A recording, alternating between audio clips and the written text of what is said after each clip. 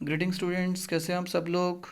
बेटा आज chapter 6 triangles class 10th का we are to learn this question. Exercise 6.2 का क्वेश्चन नंबर 10 है बेटा, ये एनसीईआरटी का। So we are to learn this question. Important question है, आप ध्यान से सुनेंगे बेटा। क्या कह रहा है, diagonals of a quadrilateral A B C D. A quadrilateral is given to you in the question बेटा। उसके डायगोनल्स जो हैं वो एक दूसरे को काट रहे हैं, इंटरसेक्ट कर रहे हैं पॉइंट ओ पे, और ऐसे इंटरसेक्ट कर रहे हैं कि बेटा ये रेशियो इक्वल है। ऐसा क्वेश्चन में आपको गिवन है, ठीक है बेटा। तो बेटा एक क्वाड्रिलेटरल ड्रॉ कर देंगे। Let us draw a quadrilateral, ठीक है बेटा। कोई भी क्वाड्रिलेटरल कैसा भी आप बना देंगे बेटा। We don't know anything about that quadrilateral, so जैसा भी आप बना देंगे बेटा। एक क्वाड्रिलेटरल आपने बना दिया बेटा, और डायगोनल्स जो हैं बेटा वो काट रहे हैं। कहाँ काट रहे हैं जी? ओ पॉइंट पे काट रहे हैं, ऐसा क्वेश्चन कहता है जी। ठीक है कि डायगोनल्स जो हैं वो intersect each other at point O, ठीक है बेटा। और कह रहे हैं ये रेशियो जो है वो इक्वल है। जो एओ की रेशियो ओ बी के साथ है वही सी ओ की डी ओ के साथ है। ऐसा क्वेश्चन कह रहा है, ये गिवन है इसको आपको क्वेश्चन में। और आपको शो करना है कि ये ट्रेपीजियम है बेटा। आप जानते हैं ट्रेपीजियम क्या होता है बेटा। ट्रेपीजियम किसी क्वाड्रिलेटरल को अगर आपने प्रूव करना है तो बेटा आप बस क्या प्रूव कर दीजिए, राइट, कि अ pair of opposite side is parallel. अगर आप कामयाब हो गए एक पेयर ऑफ अपोजिट साइड को बेटा पैरेलल प्रूव करने के, कर दिया आपने एक पेयर ऑफ अपोजिट साइड को पैरेलल, तो वो क्या प्रूव हो जाएगा? क्वाड्रिलेटरल बेटा ट्रेपीजियम। समझ रहे हैं बेटा आप बात को। सो जो गिवन है आइए बेटा लिखिए। So what is given to us in the question बेटा कि एओ की रेशियो बीओ के साथ इक्वल है। जो एओ की रेशियो बीओ के साथ है बेटा वो इक्वल है किसके? सीओ की रेशियो डीओ के साथ। The ratio of AO to the BO is equal with ratio of CO to the DO, ठीक है बेटा। ऐसा गिवन है क्वेश्चन में आपको। अब बेटा मुझे आप उनको ये बोलना है कि जो कॉन्सेप्ट हमने लगाना है ना बेटा, बीपीटी या कन्वर्स ऑफ बीपीटी का, ये प्रूफ करने के लिए ट्रेपीजियम बेटा, वो ट्राइंगल पे वैलिड है। अब ट्राइंगल पे वैलिड है, और कब वैलिड है? जब दो पेयर ऑफ साइड, दो बेटा साइड्स क्या होंगे आपस में? पैरेलल होंगे, है ना बेटा। बीपीटी क्या कहती है बेटा, किसी भी triangle A B C D में अगर ये डी ई पैरेलल है बी सी के तब ही रेशो इक्वल होएगी, वरना रेशो इक्वल नहीं होएगी। समझ रहे हैं आप बेटा बात को। तो बेटा कॉन्सेप्ट लगाना है बीपीटी का, so will have to draw a line parallel. एक लाइन बेटा हमें पैरेलल ड्रॉ करनी पड़ेगी, तभी ही बीपीटी लगेगी या कन्वर्स ऑफ बीपीटी लगेगी, वरना कॉन्सेप्ट हम लगा नहीं सकते हैं। आप समझ रहे हैं बेटा बात को, क्योंकि क्वाड्रिलेटरल गिवन है बेटा, और कुछ हमें क्वेश्चन में गिवन नहीं है। समझ रहे हैं आप बेटा बात को। चलिए आइए, सो क्या करेंगे बेटा, आप ड्रॉ अ लाइन ओ ई, ठीक है। ओ ई हमने ड्रॉ करी है, ये आपकी चॉइस है बेटा। आप डी सी के पैरेलल ड्रॉ करते हैं या आपकी चॉइस है आप ए बी के पैरेलल ड्रॉ करते हैं, ठीक है बेटा। और बेटा ये जो गिवन है इसको थोड़ा सा मॉडिफाई हमें करना पड़ेगा। Yes, will have to modify it. कैसे मॉडिफाई करेंगे बेटा? वो रिक्वायरमेंट के अकॉर्डिंग करेंगे, ठीक है। अभी फिलहाल मैं प्रूफ कर रहा हूँ और थोड़ा सा स्पेस मैं छोड़ रहा हूँ इसको मॉडिफाई करने के लिए, ठीक है बेटा। तो प्रूफ की तरफ मैं जा रहा हूँ, ठीक है। प्रूफ से पहले आप जानते हैं कि will have to do a construction. Will have to do a construction. क्या कंस्ट्रक्शन करनी पड़ेगी बेटा? Draw a line E O parallel to, draw E O parallel to D C बेटा। ये मैंने कंस्ट्रक्शन करी है बेटा, ठीक है बेटा। चलिए पूछिए अपने आप से, अगर ई ओ बेटा पैरेलल है डी सी के तो ट्रायंगल कौन सा बैठता है बेटा? मैंने कहा था यूनिडायरेक्शनल में जाना है हमने। ई ओ डी सी के पैरेलल है, देखिए जरा एक बार, दोनों पॉइंट जाकर कहाँ मिल रहे हैं बेटा? ए पर जाकर मिल रहे हैं। कहाँ मिल रहे हैं? ई ओ और डी सी, ये दोनों लाइंस कहाँ जाकर मिल रही हैं? चारों पॉइंट्स यूनिडायरेक्शनल में कहाँ जाकर मिल रहे हैं? ए पर। तो ट्रायंगल का नाम क्या आएगा बेटा? A D C. तो इन ट्रायंगल ए डी सी, ठीक है बेटा, ए डी सी में बेटा, क्योंकि as E O is parallel to D C, how? By construction. क्योंकि बेटा ई ओ पैरेलल है किसके? डी सी के। जब लाइन पैरेलल है तो हम कह सकते हैं रेशो इक्वल है। क्यों कह सकते हैं? किस बिहाफ पे कह सकते हैं? किस बेसिस पे कह सकते हैं? बीपीटी ने कहा था बेटा, है ना, कि अगर बेटा लाइंस पैरेलल होंगी तो रेशो इक्वल होएगी।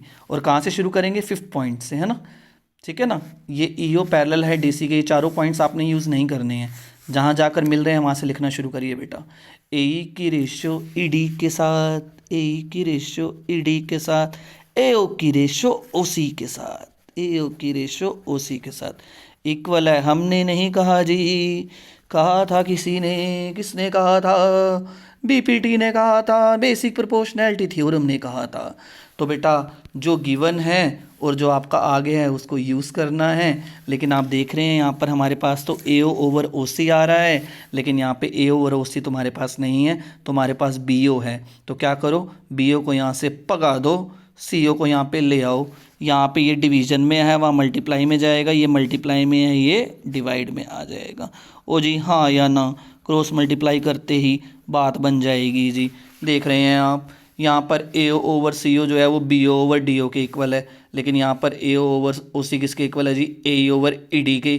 ठीक है जी, आप चाहो तो इसको लेफ्ट में लिख दो, इसको राइट में लिख दो, क्योंकि यहाँ पर भी लेफ्ट में लिखा हुआ है जी। It doesn't make any difference, A अगर B के इक्वल है तो B भी तो A के इक्वल है जी। ओ जी हाँ जी ना जी, बोलो तो सही जी। ठीक है जी, इसको मैं लेफ्ट में ले गया, इसको मैं राइट में ले आया, क्योंकि मुझे दोनों को कंपेयर करना है जी।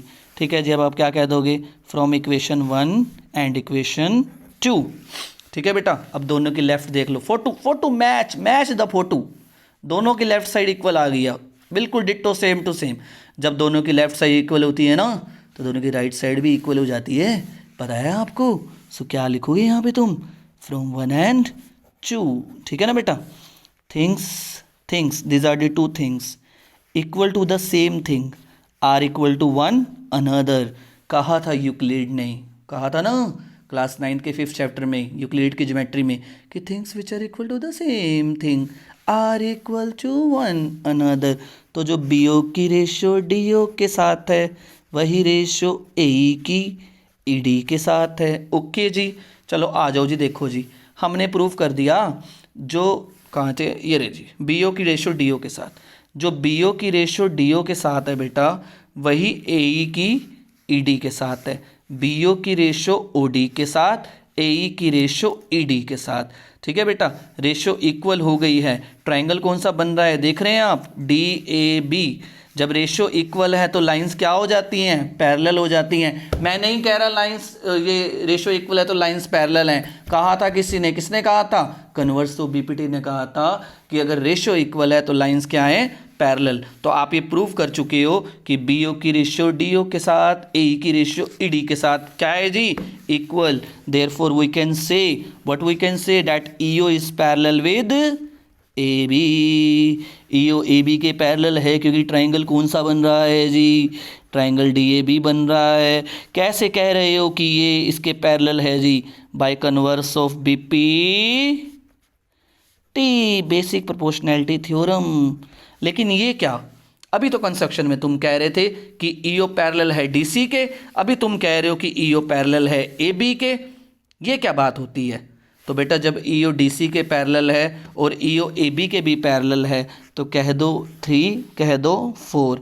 जब EO DC के पैरेलल है और EO AB के पैरेलल है तो ये दोनों भी आपस में क्या होंगे, पैरेलल्स। ठीक है, lines which are parallel to the same line are parallel to one another. Okay जी, फ्रॉम 3 आओ जी, आओ, फ्रॉम 3 एंड 4। ओके जी, बोलो जी क्या आएगा, तो AB पैरेलल हो जाएगी किसके जी, DC के। जब AB पैरेलल हो गई DC के, किसी क्वाड्रिलेटरल में एक pair of opposite side parallel हो जाता है ना, तो वो क्वाड्रिलेटरल ट्रेपीजियम हो जाता है, पता है तुम्हें। ठीक है, तो क्या लिखोगे, as a pair of opposite sides is proved to be parallel. ठीक है जी, therefore ABCD is a trapezium. कौन सा पीजियम जी, ट्रेपीजियम, हेंस प्रूव्ड। ठीक है जी, अपोजिट पेयर ऑफ साइड्स को क्या प्रूव कर दिया आपने, पैरेलल प्रूफ कर दिया, तो ये ट्रेपीजियम हो गया, क्वाड्रिलेटरल। ठीक है बेटा, उम्मीद करते हैं बहुत सी बढ़िया से आपको क्वेश्चन समझ में आया होगा जी। ठीक है जी, अगर अच्छा लगा हो सॉल्यूशन तो लाइक कर देना और शेयर करना अपने फ्रेंड के साथ और कमेंट भी कर देना जी। ओके जी, चलो जी, बाय बाय।